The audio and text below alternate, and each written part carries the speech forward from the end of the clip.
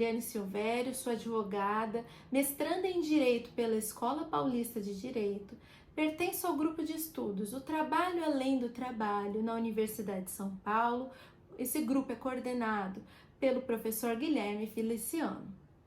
O artigo O GPS como meio de prova nos ordenamentos jurídicos brasileiro e português foi aprovado para ser apresentado no 4º Congresso Internacional de Direito, Governança e Inovação, organizado pelo Iberojur e pela Universidade de Seul, Cardenal Herrera, em Valência, na Espanha. Esse trabalho será apresentado por mim e pela Flávia Menezes, que fará a apresentação inicial. A inserção de novos meios tecnológicos no âmbito do direito também provoca o surgimento de novos tipos de provas, provas eletrônicas, provas digitais, o que levanta o questionamento a respeito da sua validade, da sua legitimidade, da veracidade do conteúdo produzido e se não haverá a violação a outros direitos, a direitos fundamentais. Em relação à produção, à possibilidade e legitimidade da produção de uma prova eletrônica, vigora no ordenamento jurídico brasileiro o princípio da atipicidade das provas, pelo que é possibilitada à parte produzir qualquer tipo de prova que seja idônea e legítima no ordenamento jurídico, conforme estabelece o artigo 369 do CPC. Outro sim, com relação à veracidade do conteúdo produzido naquela prova eletrônica, naquela prova digital, tem-se que o artigo 208 do CPC traz uma presunção de veracidade do conteúdo que está sendo produzido, sendo que será admitido qualquer outro meio de prova que possa impugnar ou comprovar a validade da informação que está contida naquela prova produzida de forma eletrônica, produzida por meio de tecnologias. A respeito, de forma específica, do uso do GPS, a jurisprudência do Tribunal Superior do Trabalho não é muito ampla.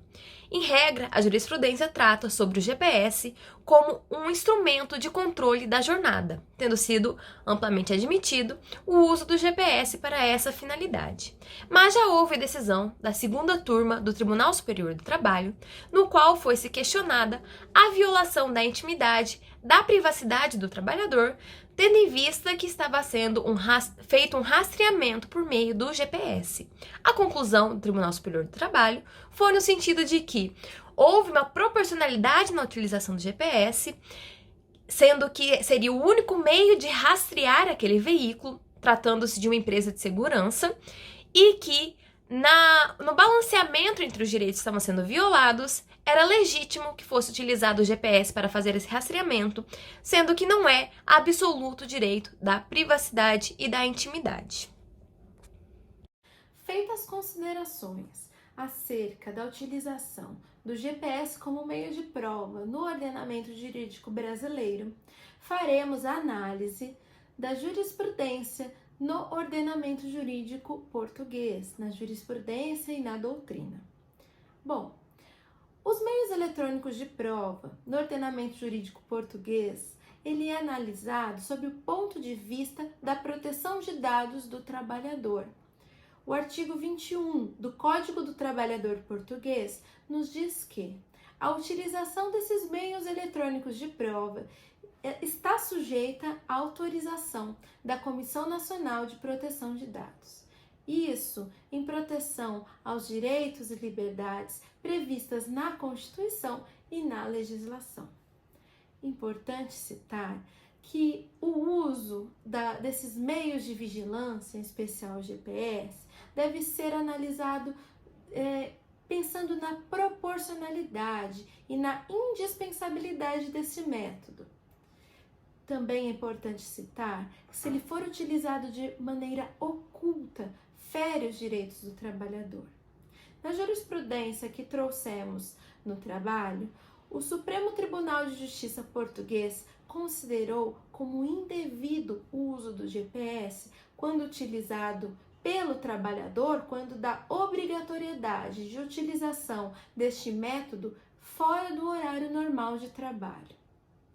Então, devemos ter essa cautela na real necessidade de utilização e na indispensabilidade dentro dos trâmites, dentro de uma maneira que preserve os direitos e liberdades do trabalhador.